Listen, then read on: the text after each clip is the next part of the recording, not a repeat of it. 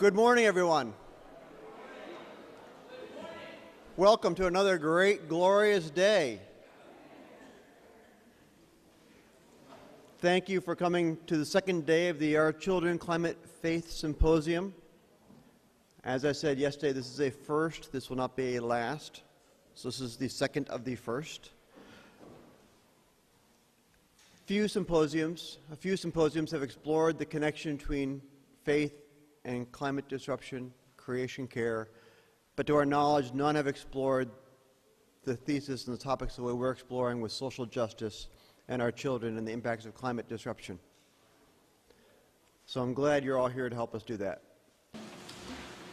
Thank you to all of our volunteers. It has taken a lot of people to pull this together, to bring this together. So thank you to all who have been involved, both today, yesterday, and in days past. And those of you who volunteered to clean up tonight, remember that.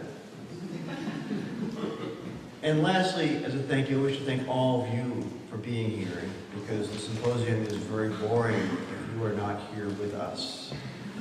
So thank you for giving up a gorgeous, glorious August day. You're not giving up. I believe we're all gaining from it. With that, I would like to ask Reverend Byron Breeze to lead us in prayer.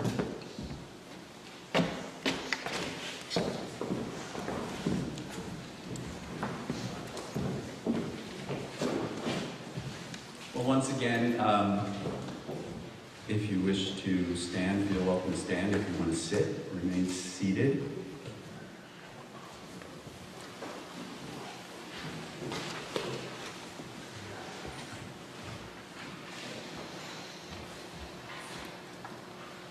From that space within that is clear and luminescent,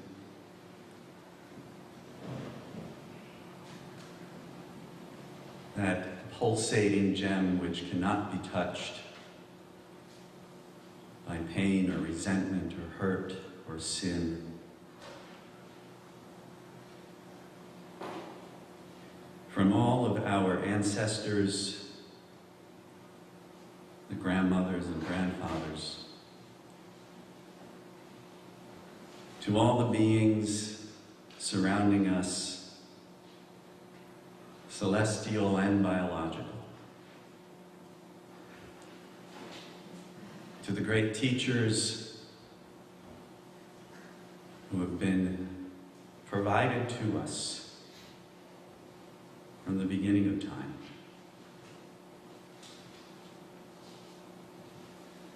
for grace, wisdom, enlightenment, joy,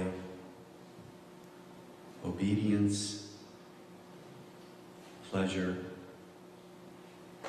and love. May we all be filled with those blessings to inspire us to carry on with both equanimity and urgency.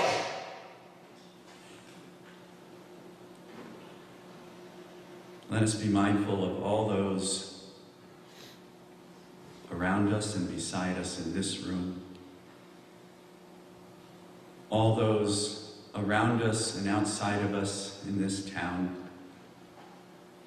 to those in this state, this nation, from one hemisphere of this green, verdant,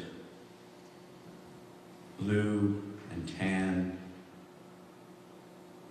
red, black, and gold orb, to all of that which is beyond.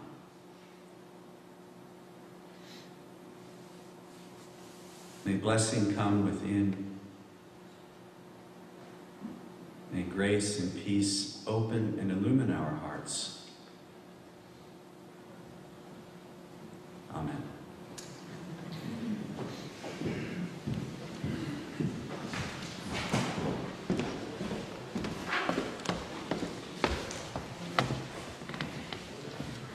you, Byron. Thank you, Byron. So, what happened yesterday? For those of you who were not here, I'd like to do a quick recap, but that's actually not possible. So I'll just give you a few points, and I was going to go back over and refer to my notes from yesterday and make up my remarks for this morning, and I finally got my head in the right space about 1 in the morning, and realized I had left my notebook on the town common. So this truly is what kind of sunk into my head because it was done without notes. The one that's really stuck in is from Michael called Mark also.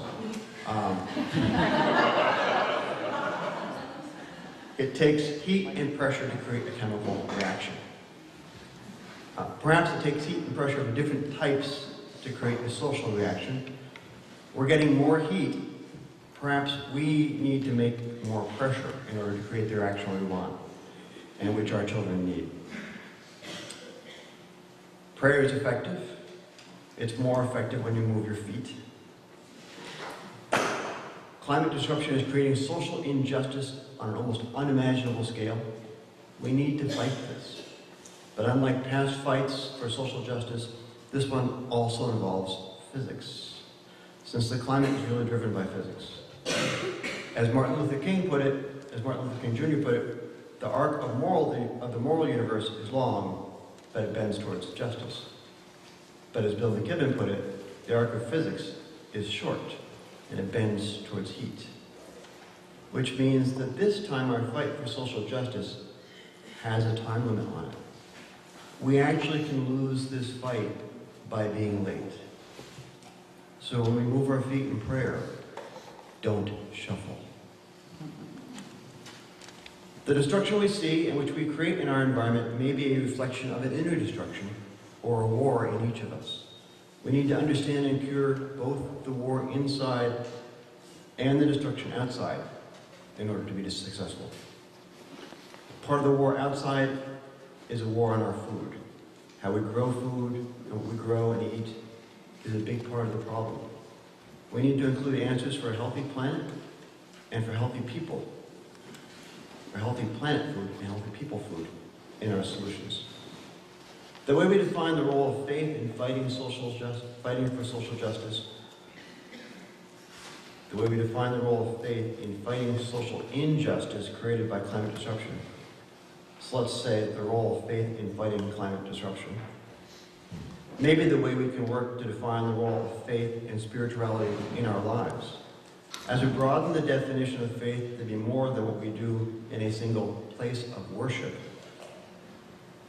to be how we fund that place of worship, how we make decisions, how we interact with science, faith can take on new meaning and new importance. It can be the envelope that ties together all facets of what we call our lives. We learn that sometimes you have to be naked under a table, crowing like a rooster in order to effectively communicate. We learn that speaking of faith publicly is a problem for many people, either speaking at work or generally in public. But this new role of faith may allow us to give voice to faith itself. And we may find that the problem of us speaking about faith in public is a problem we have inside of ourselves, not a problem outside of ourselves.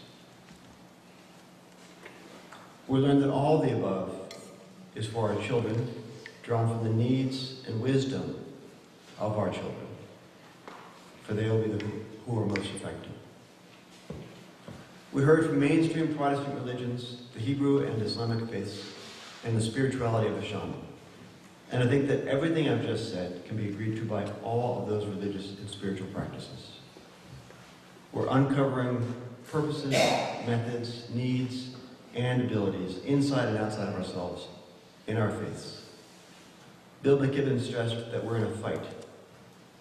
I reminded him that years ago he had suggested it was a calling.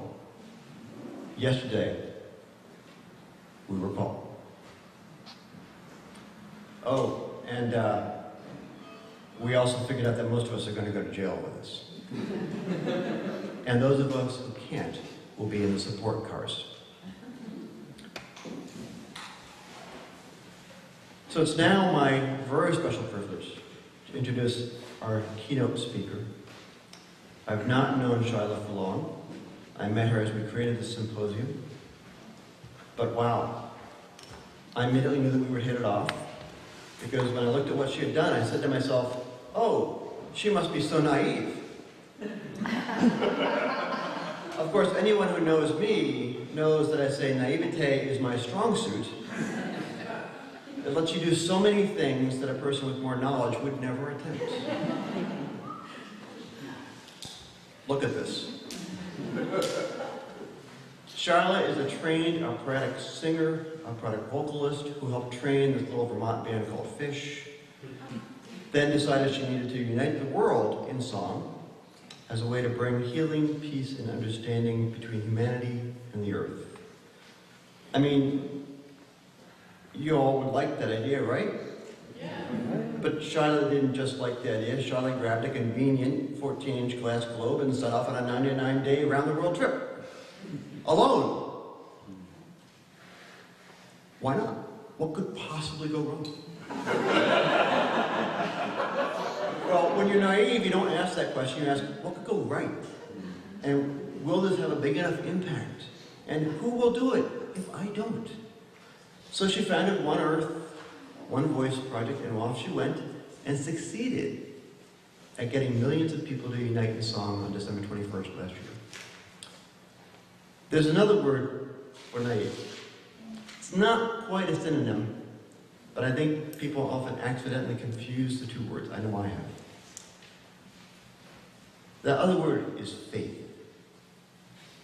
I'm not sure Shyla knew that word when she set off on her trip. I know she knows it now that she's home. Shyla's work has been endorsed by many people, including Pete Seeger, Archbishop Desmond Tutu, Bill McKibben, Sir Richard Branson, Indigenous Elder Chief Warren Lyons of the Onondaga. You don't get a much more diverse group of people than that.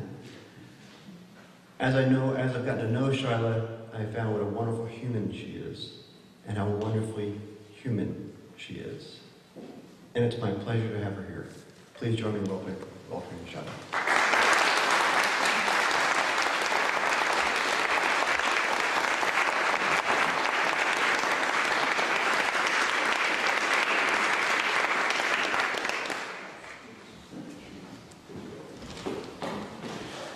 Good morning. Good morning. It's a brand new day. It really is a brand new day. I'm going to see if I can apply my aspiring geek capacities here. And we're going to open with a little video.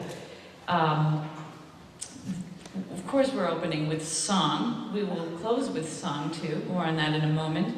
About that 14-inch glass globe. This is very much a story. Shall we start over again? Let's start over again. Let's give it a shot. Ishe orwa koleba jeo.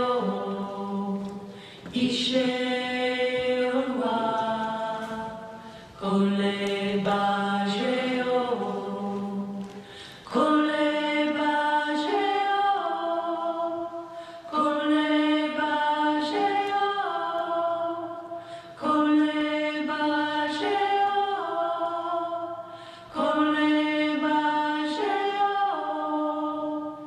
Ishe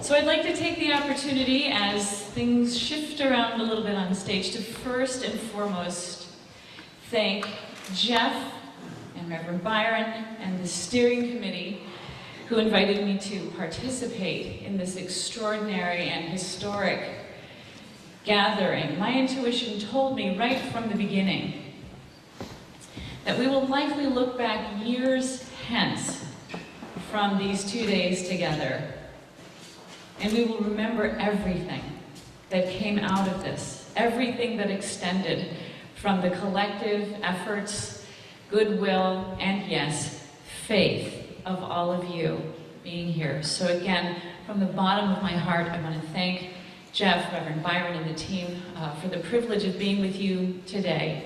Thank you very much. Yes, they do deserve a round of applause, please.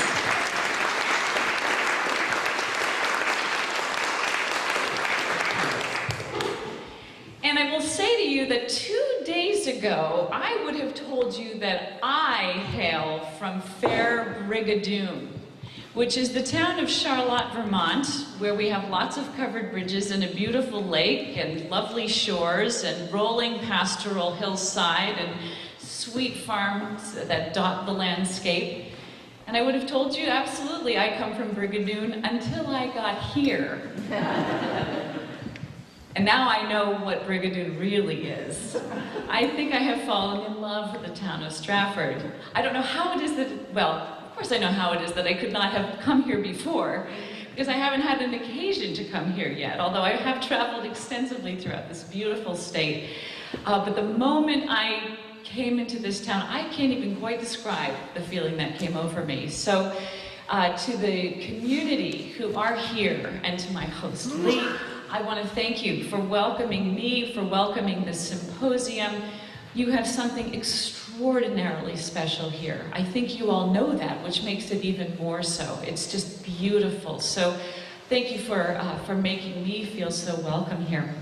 I also want to thank those who spoke yesterday, who were, as I like to say, voices of the earth. And we'll talk more about that over the course of our time this morning.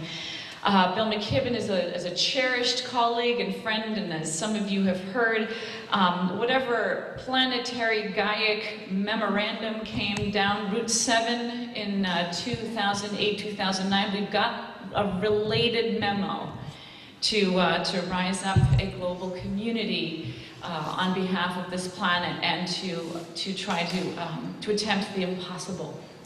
And I have long cherished the dialogue between the two of us, and we do jokingly describe Bill as the official bummer-outer. I'm the official cheerer-upper, so lovely bookending, and thank you for the opportunity to do that. And both are needed, and both are vitally needed. And so I very much enjoyed his colleagueship. And to the other presenters, the Michael Mark duo, and everyone else, Bruce and others who shared from the depth of one's own experience, the intimacy to me of a symposium like this is that we were given the opportunity to toggle between the intimate faith journey, which is an intimate journey, and the outer expression of that journey, each in our own expertise, whether we're sculptors or scholars or activists, each in our own way, allowing the opportunity for a kind of dissolving of that wall that often can be placed even in seemingly places where one would expect there could be integration, to really challenge us to become more courageous and allowing the inner and the outer to be integrated and to meet in our work. So I thank you all for creating a beautiful current on which I hope my own message today can float and flow and continue this beautiful dialogue and sharing that began so nobly and so beautifully and so eloquently yesterday. I'd like to take this opportunity as we begin our journey to dedicate, and if I can get through this without crying, it'll be a miracle, but hey.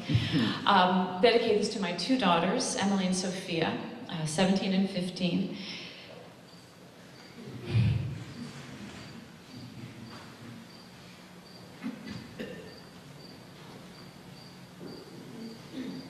Everything I do in my work is for them. And I know I stand here in the midst of others who would stand shoulder to shoulder with me with every bit as much dedication. So, for my Emily and Sophia, and for all the Emilys and Sophias, and Davids and Joshuas and Brandons of the world, whoever, for the future generations, that is precisely at whose behest I am here. I've consecrated my life to them. I answer to them. So thank you for creating a container that allows for that to be voiced with as much clarity as you have done by creating this gathering. I also would like to take a moment in quietude to presence ourselves with one another, to honor every voice that is here today, every story that is held within each individuated human being in this room, the stories of those whose lives we touch, to take a moment of pause. And in that pause, feel the presence of those around you and the presence of those who may not be in physical presence today with us, but are very much with us in spirit. And I will gently ask that in that silence, may my voice become a true voice of the earth on her behalf today.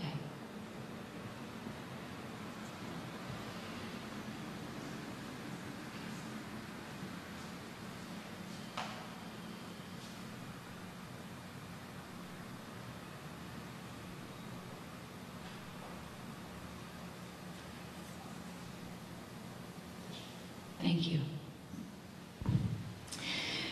We have an axiom in our circle, and that is, what's personal is planetary. What's planetary is personal.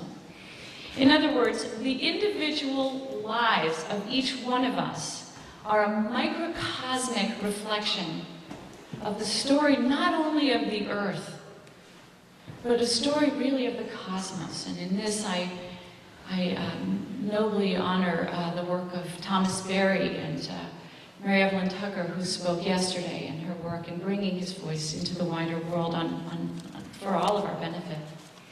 Every human being's story contains within it a facet of the story of Earth. And in that spirit, I'll share a little bit of my personal story and honor with gratitude those who did so yesterday as well.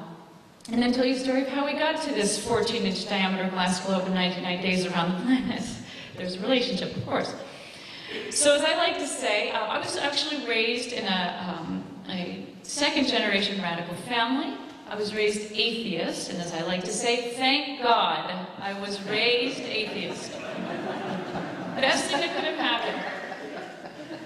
And yet I always had some kind of mystical predisposition, as my family would tell you, with some nervousness. We don't really quite know what that was. We lived in a neighborhood. I grew up in an academic family, fiercely brilliant political family. Peace activists. I was marching in peace protests before I could actually walk. We lived near this beautiful, magical place that I would go to as a child. And again, no religious any context whatsoever, but I would go to this magical place, and there was this statue of this lady in white, like this white stone statue, with her hands folded, and she had this long robes, and she looked like this. And there were these beautiful white stones all around the foot of the statue, and I would sit at the feet of this statue and look up at this beautiful lady. And I loved her. I had no idea who she was, but I loved her. And I would talk to the statue, and I play with the stones, and there were all these wonderful, soft-spoken women who all wore the exact same outfit that was kind of royal blue, and, you know, had this kind of white thing here and long, and it came down to about here, and then they all wore the same long kind of blue dresses. And they would always come to me, hello, it's so lovely to see you again, and how are you? And I just loved them. And so this was my magical land, and it was, you know, a bike ride from where I lived. And so I would go as often as I could and go sit at the statue and hope that I would see the blue ladies. Well, unbeknownst to me, it was the Sisters of Mercy and Trinity College. And it was the statue of Mary, of course.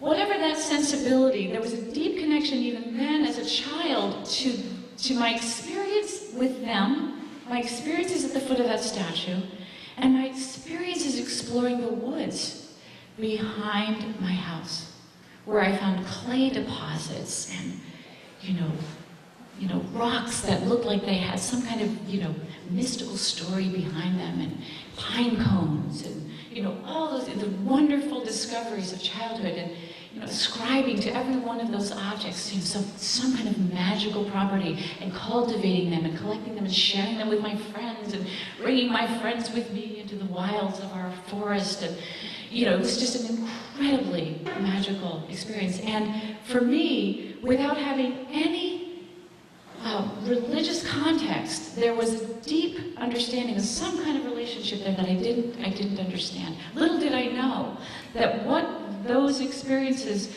were cultivating in me were really the seedbed for what has become my life's work. I began singing professionally at the age of 17. I have loved singing my whole life, and began singing in my community, and first and foremost actually took up the Baroque repertoire, which I love to sing very much, and it was in that context that I began my professional singing career. I had been raised singing along with Pete Seeger and Peter Paul and Mommy, and harmonizing with them, and, you know, imagine my delight to be able to work collegially both with Pete Seeger and also to sing with Peter Yarrow, as I have over the years a few times. Just an incredible delight. But my voice is really a classical voice. Always has been. I wanted to have a voice like Bonnie Raitt. I really did. But you know, the voice does what the voice does, and Bonnie actually now knows that, which is an even funnier story. But anyway, I really did. But anyway, this, you know, we receive what we receive, right? The gifts that we receive. So at 17, I began my career, and at 19 years old, I entered a period of from 19 to 20, which one might consider the, I guess, a dark night of the soul. I survived a violent crime at the age of 19 and was violently choked as part of that. And the psychological and physical trauma combined resulted in the full loss of my voice at 19. I entered into a period of essentially being at war with my body as a result of the trauma, and stopped eating. Essentially went on what one might consider an emotional hunger strike, and became very, very dangerously ill. If you can imagine, about 30 to 35 pounds less on this frame than today.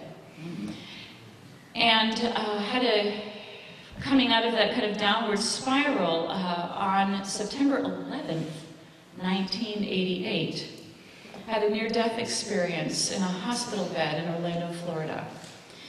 And any of you who've either experienced or know others who have experienced near-death experience, I'm astonished at the universality. I did have a tunnel of light experience. I did not have any interaction with any presences of a person that, you know, my own story, but there was a pause. There was a pause and just a moment. I find suspense in such experiences. And I remember being essentially magnetically pulled in reverse. And the next thing I know, I felt the weight of my limbs literally in the most acute way. against the bed in which I was lying. Back. September 11th, 1988. So this September 11th marks the 25th anniversary of that holy day. My journey into a recovery process was arduous. I had a lot to rework in terms of my physical health, and I had lost the ability to phonate in any meaningful way.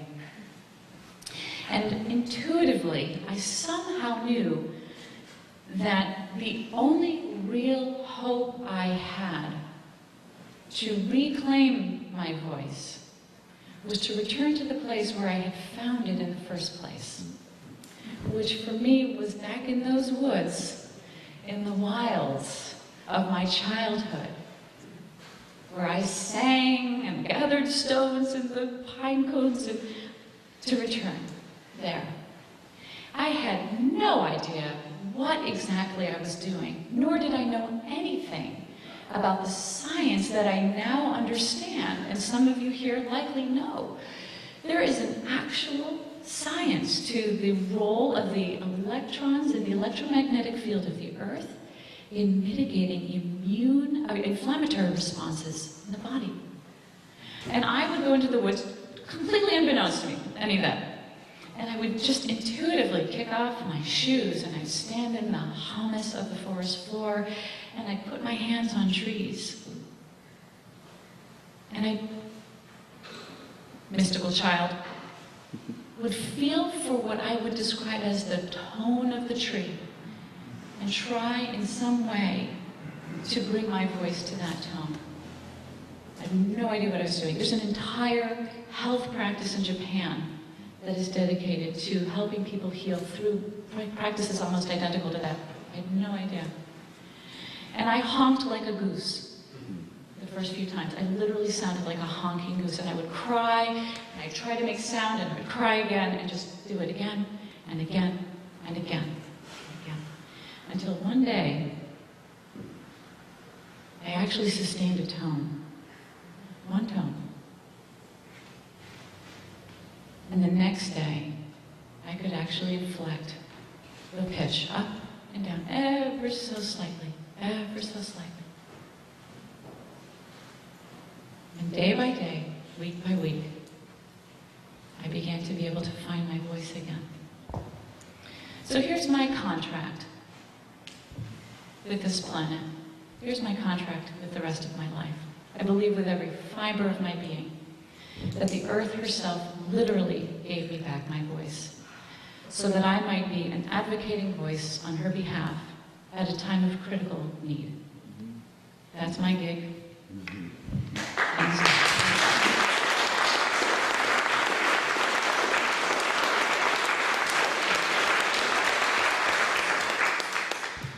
And in that spirit, allow me to offer to you a gift from her through me.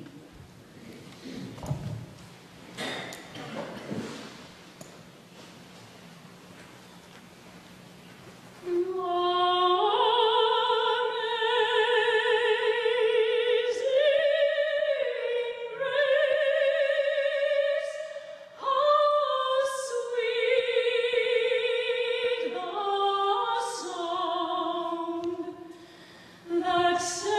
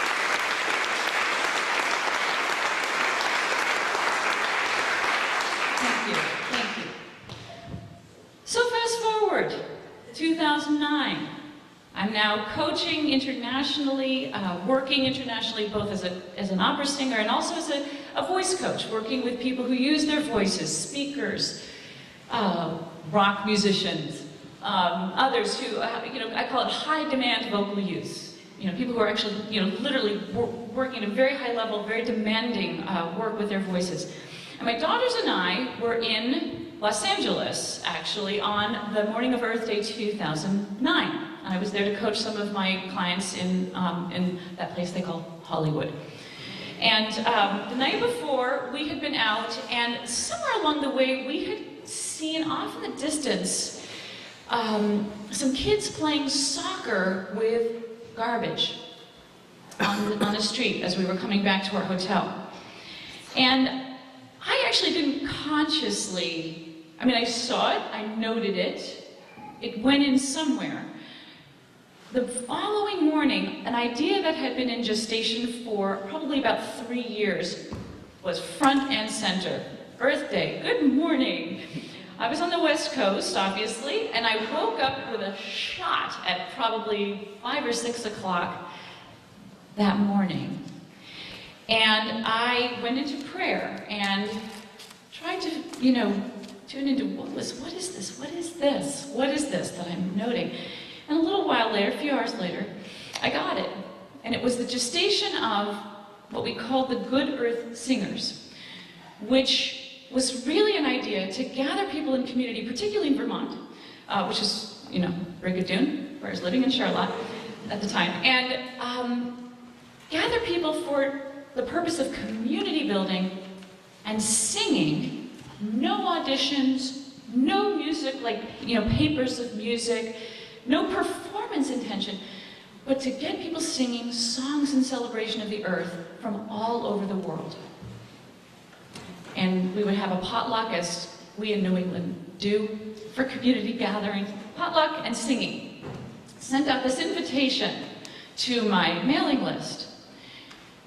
And lo and behold, less than an hour later, I had received responses from South Africa, Argentina, Israel, Australia. It went on and on and on. And I literally sat at my laptop and sobbed as email after email came in. We were a global movement in less than an hour. And the responses that I received were heartfelt. I have felt so hopeless. I have felt so powerless to do anything. You've given us something to do. Even if it's just a start, you've given us something to do. How can we become part of this? May 23rd, 2009 was our inaugural gathering at the Congregational Church in Charlotte, Vermont, of course, Vermont.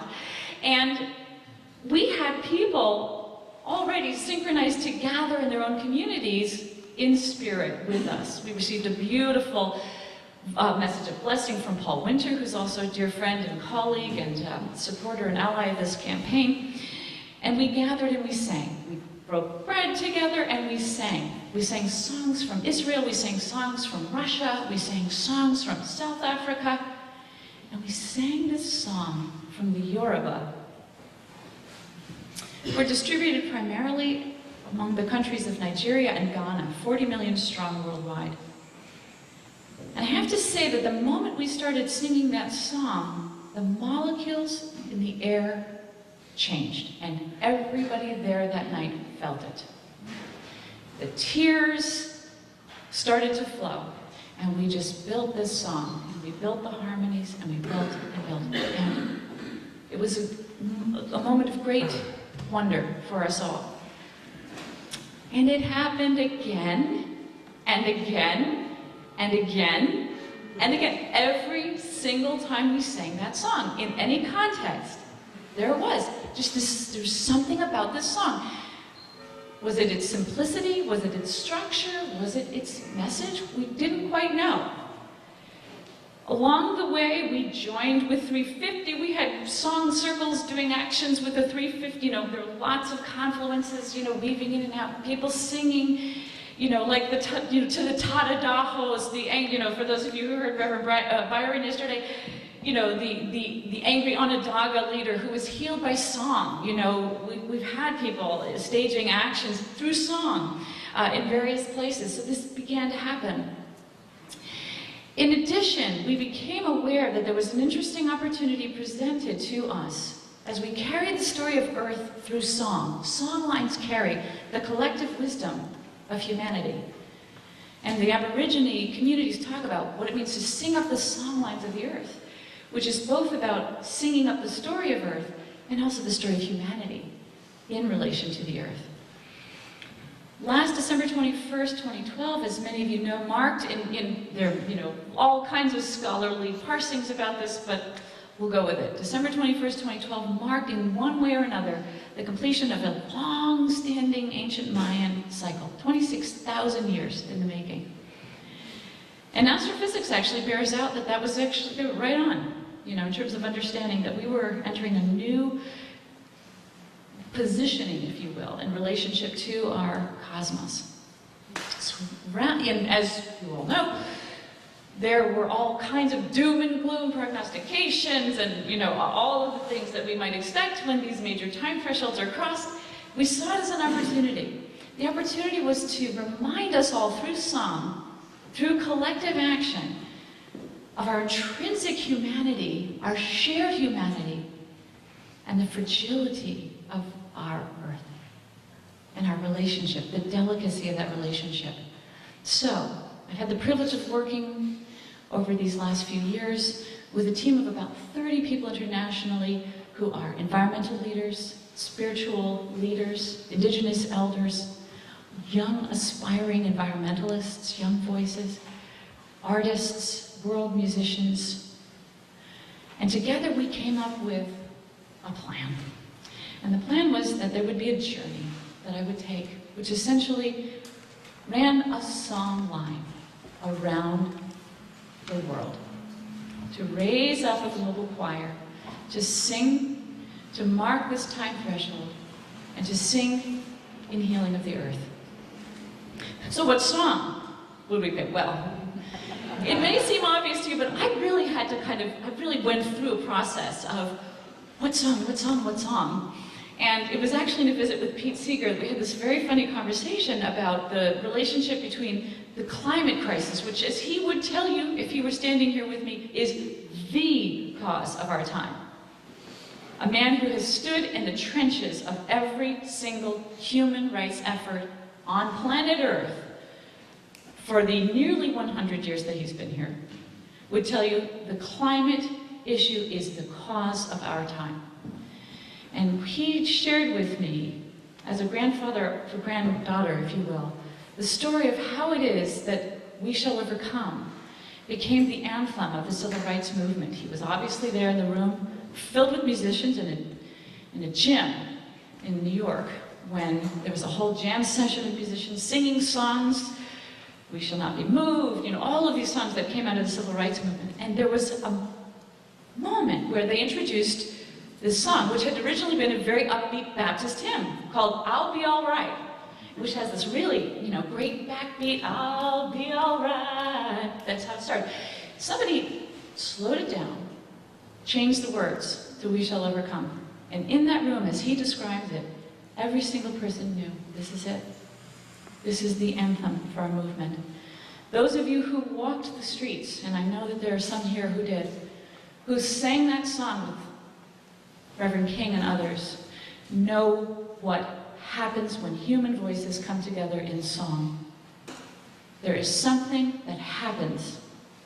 And we have all kinds of, amazingly, we have science that can actually show us. Don't you love the science? I just love it. It's just, I'm a closet aspiring geek. I love it. All this information about what it is about the human voice connecting to other human voices and training to other human voices, harmonizing with other human voices. The effect on the nervous system, the effect on the circulatory system, the effect on our overall sense of health and well-being, the effect on our ability to feel like we're part of the human family, that we're connected to each other, which in turn reflects back our connection to ourselves, and dare I say it, to the earth, the source of all of our life. So Pete knew that. I got that. And as soon as he started telling me that story, I thought, oh, well, that's pretty obvious then. We know exactly which song is ours. Gotta be Ishiolawa. It seems to make people cry. every time we do it. So that's how Ishe Oluwa could be merged organically out of our movement. Well, no, Ishe Oluwa is not, a pop tune. It's also not in English, which I won't get into my own personal predisposition, but I'm actually glad it's not, just in terms of our relationship to the rest of the world. It's a beautiful, beautiful song. The words are, and you're going to be singing it shortly, Ishe Oluwa Kole Ba Je'o. That's it. Translation into English is, that which the Creator has made can never be destroyed. And whether you come at that from Thermodynamics 101, or from a deep theological understanding of the sanctity of the creation, and the intimate interconnection, as we talked about yesterday, between Creator and creation, however you come at that, we resonate at the core to that truth. And even without knowing the translation, people get it. So how beautiful. So I knew one thing. As a dyed-in-the-wool New England wasp, I couldn't just say, oh, I'll take this song around the world and teach everybody this song, without honoring its origin. Which meant for me traveling to the Yoruba elders, who are appropriately centered in Yoruba land, in Abeokuta, which is the center of the Yoruba world. Risky journey, necessary journey, to go to receive their blessing. And in that, to anchor the intention to then carry their song as a voice of the earth all the way around the world to 14 locations that have been identified by my team, the young environmentalists, the veteran environmentalists, the indigenous elders and thought leaders who are part of our team. We came up with a list of 14 locations, and I became, in a way, a human stethoscope to go location by location, location by location, and teach the song where I could. In some parts of the world, I was not able to speak or sing publicly, and we had sort of clandestine meetings with, the Grammy Award-winning Egyptian Fatih Salama, in Cairo. We have this on film, of me teaching Ishe Oluwa 2 blocks from Tahrir Square to Fatih Salama, who then sang it in Tahrir Square on December 21st. So wherever we had to, culturally, I did what I needed to do to get the song line threaded. And I also was there to tell the story of Earth in each of these places. Cairo is considered the most polluted city in the world today, has outpaced Mexico City. And I want to take a moment and just ask that we hold the people of Cairo and the people of Egypt. Every time I see the images, these children, I carry this glass globe into Tahrir Square, and I was wronged by children. First of all, they got that I'm an American. I did have my hair back, but I wasn't, wrapped. And they got I was American. Well, who else but an American would carry a 14-inch glass globe around there? Let's be honest about that, first of all. And they loved the globe. And we have images after image of these beautiful children in Tahrir Square holding the globe. And also little film footage that I also shot throughout the journey, people in their own language. So we have these children in Tahrir Square saying, "We are the voice of the earth" in Arabic. People in Taipei, "We are the voice of the earth" in Mandarin. It's just it's kind of beautiful montage of the human story. What does the earth want to say about herself over these 99 days? That was my prayer. So a couple of snapshots from the journey. In addition to those, I started the journey in Washington and I headed north to Onondaga Territory. Lots to say about that, but suffice it to say, the Onondaga are the midwives of the American government, as in its purest form. George Washington knew, we don't know what we're doing, we just managed to defeat the British Empire, now what? And he had the good sense to go to the Onondaga and sit in the longhouse and sit at the feet of the elders who taught him about leadership. I went to Onondaga Territory, and with Orrin Lyons, one of my cherished advisors, we went up to Akwesasne, to Mohawk Nation, for a climate adaptation conference, the first of its kind, gathering indigenous elders from all of North America and the climate adaptation team of the EPA and the Canadian Environmental Protection Agency. Extraordinary gathering, and we of course sang, and we also had ceremony up there. And from there, I proceeded down to New York City. Now, I've got the glass globe at this point. This is day, 3, 4, 5, 6. I get to New York City. There's one little practical problem, which is I'm about to head overseas, and I don't have a case for the 14-inch globe. So, how am I going to carry this thing, right? Cart, crate, box, I don't know. And this is actually keeping me up at night at this point, like, how am I going to get through security? I can't check this thing because honestly, we know, right, what would happen. So how am I going to do this? So I get to New York City, staying at the home of Rabbi Rachel Cowan, wonderful woman, and I have a plan to go to St. John the Divine that Sunday, which is the last Sunday that I'm on continental U.S. soil before the journey begins. And for those of you who don't know, St. John is an earth haven of magnitude. And I, of course, brought the glass globe, and the intention was we were also going to take photos. Some of the photos from the video came from that day. And I was there for liturgy, and I sat kind of close to the front, in the sacristy, and I had the glass globe in a bag that Rabbi Rachel had loaned me. So, Samsonite bag. So here I'm walking through the streets of New York. I go to St. John. I've got the globe in a bag sitting up right by my feet, and an empty seat between myself and the woman who's sitting on nearby. And there was a moment I was sitting in this hallowed space, and they're just beginning to prepare for communion. And I got that kind of inner prompting to take the glass globe out of the bag and set it on the seat next to myself and between myself and this other woman. So, doing what I was prompted to do, I set it down, and the priests who were presiding over the preparation saw it. And they looked. It's New York City, anything could be going on there. And suddenly recognized what it was.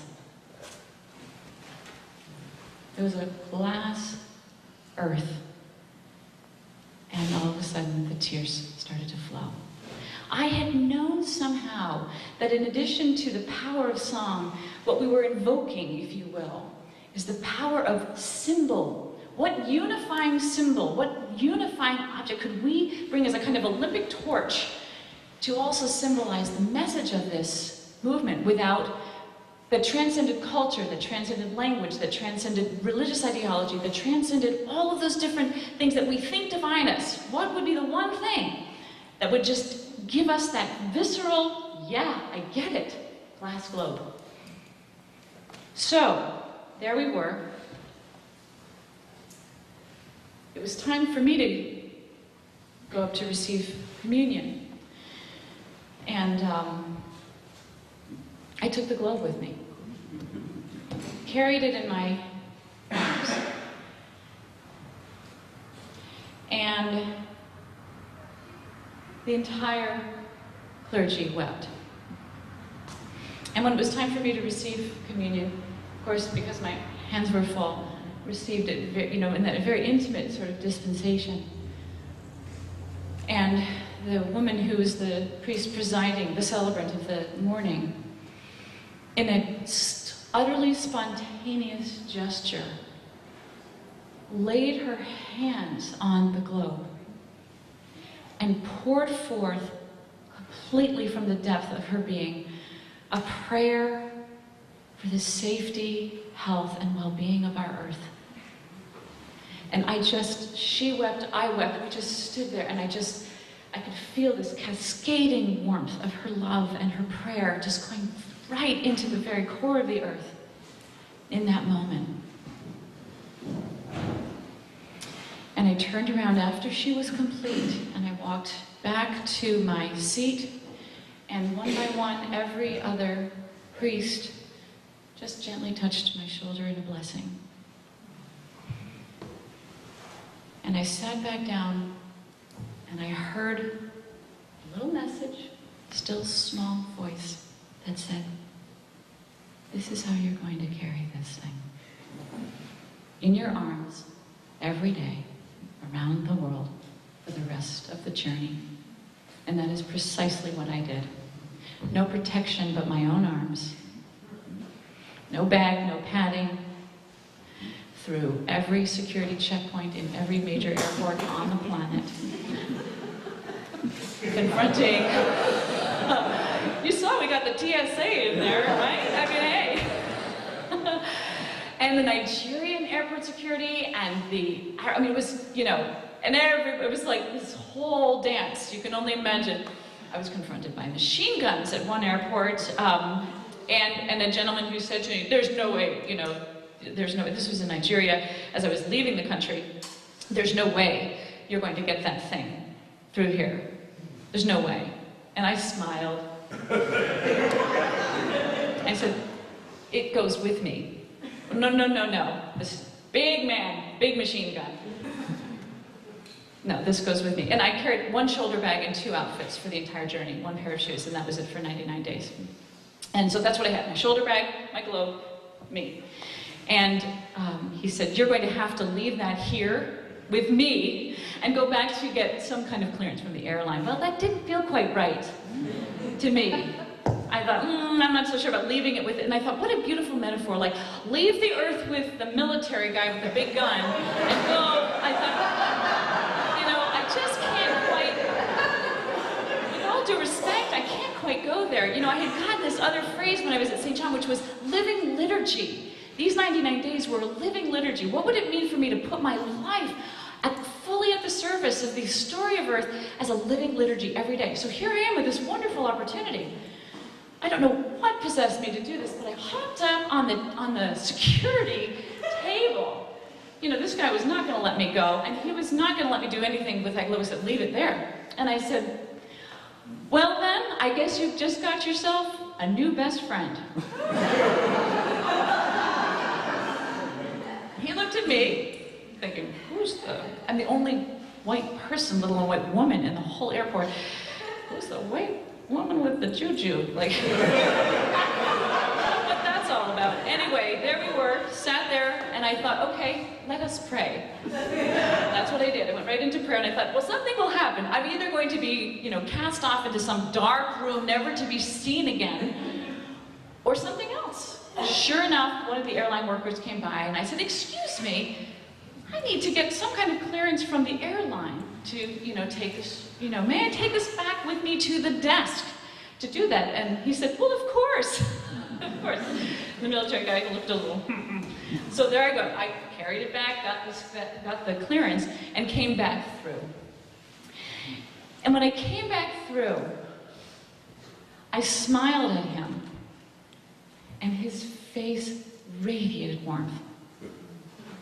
And he wished me well on my journey. And to me, these snapshot moments, countless snapshots like this, reminded me in those moments, this man I could not be here today as a result. If things had gone another way, I wouldn't be standing on this stage. But there's something about being able to just be present in that moment, to cluck like a rooster under the table, whatever it takes to just presence. In the simple presencing, human being to human being, something can happen. So, one other little snapshot. Cairo.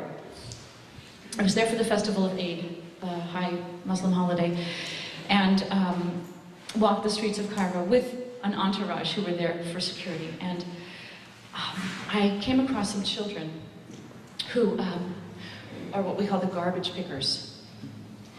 And I want to ask you to hold, as we prepare to sing now, an image of these children who raced to me to take a look at this glass globe, which was a magical orb to them. And they got what it was. And they said to me, "Fragile Earth," in Arabic. And I offered it to them to hold. They had come down off of a 15-foot high pile of refuse, which are rampant in Cairo. The sanitation system is essentially non-effective at this point. Their job, as you know, is to pick through garbage every day. That's their job, no schooling. That's their role in our human family. Imagine, if you will, these two radiant children, probably 4 and 6 years old, holding the glass globe, smiling, and behind them, this 15-foot-high pile of refuse. I sing for them. As much as I sing for my own children, I sing for them. And I invite you to join me in singing for them. Now, one last critical detail of this story before we sing. I returned to Vermont. We continued the journey of this globe. We have wonderful photos with Bernie Sanders, Bill Higgin, others who have been photographed with the globe. And on the first new moon, following the first solstice, June, following the great turning of that 26,000-year cycle, something happened. I had the globe in the back of my wagon with secure footing, or so I thought, and went to help a friend, opened up the back of my wagon.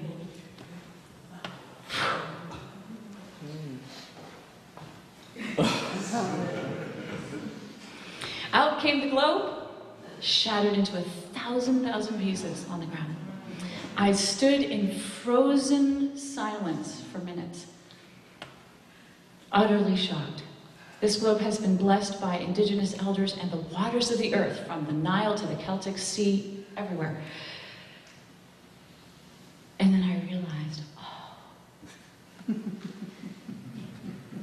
shattering of the old earth, and time to create a new earth. This is the very first time I have spoken publicly about what happened to our beloved glass globe. I let Jeff know that I would be making a critical announcement. In the same way that I was invited to carry this globe with reverence all around the earth, I was invited to pick up the shards on my hands and knees in a friend's driveway. The bowl that you see is the bowl that I used to do that. They have not left this bowl since that day. It's a bowl that was created by Vermont potter Miranda Thomas. It is a tree of life bowl. And I got down on my hands and knees, sobbing, and thought, how beautiful. There are other larger pieces that are here as well. To put the shards of the old earth back into the tree of life and create a new earth. So, in September, you'll be getting an invitation soon. In September, the beautiful glass blowers of A.O. Glass in Burlington, who created the original globe, we are going to have a special event in which we ceremonially take all of the shards of the old globe, the old earth, and fire them in with some new molten glass, and we will bring forth a new earth.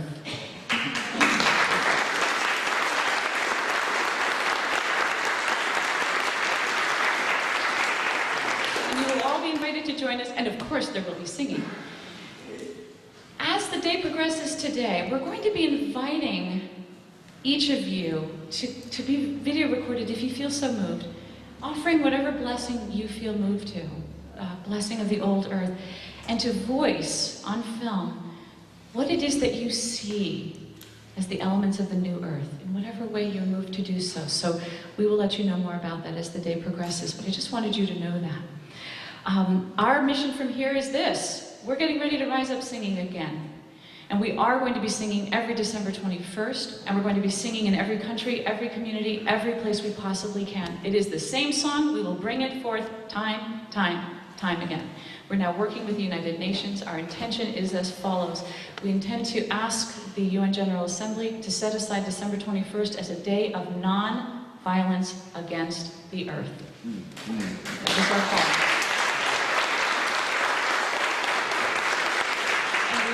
To evolve that into a resolution, asking country by country for commitments of the same, however might be defined country by country. So, more on that as the weeks progress, as we prepare to relaunch our campaign in 2013. Now, in the time that we have remaining, I'm going to invite you all to rise up singing, and I'm going to invite you then to take the song line to your families, to your communities, to any and everybody. Take it to the streets, take it to the taradajos, take it to those who need it the most. Take this song with you. Gather yourselves. Join us in raising up of true voice for the earth, united and strengthened by its diversity and by the singularity of purpose. So, I could invite you to please stand. I'm going to invite you to say the words with me. Ishe Oluwa. Ishe Oluwa. Kole Banjeo. Kole Banjeo. Beautiful. Ishe Oluwa. Ishe Oluwa. Kole Banjeo. Kole Banjeo. Beautiful. Those of you who already know it, please join me. I'm going to go ahead and start the process of singing, and then we're going to just take a little bit of section by section and introduce some harmonies. If you're already harmoniously inclined, go for it. The more the merrier, all right? So, here's how it goes. Ishe Oluwa, Kole Banjeo. Ishe Oluwa, Kole Banjeo. And 3 times. Kole Banjeo, Kole Banjeo, Kole Banjeo. Then,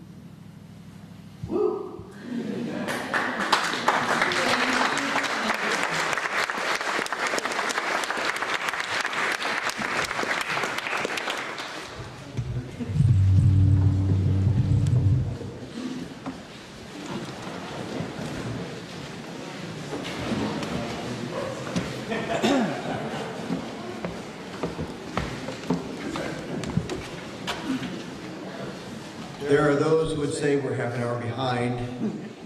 I think we're half an hour ahead.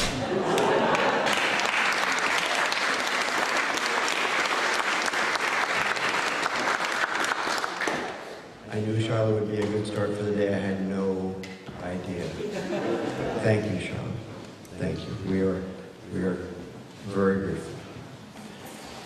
And with that, I can think of nothing we could do other than take a break. But we will take a shorter break. It will be 7 minutes.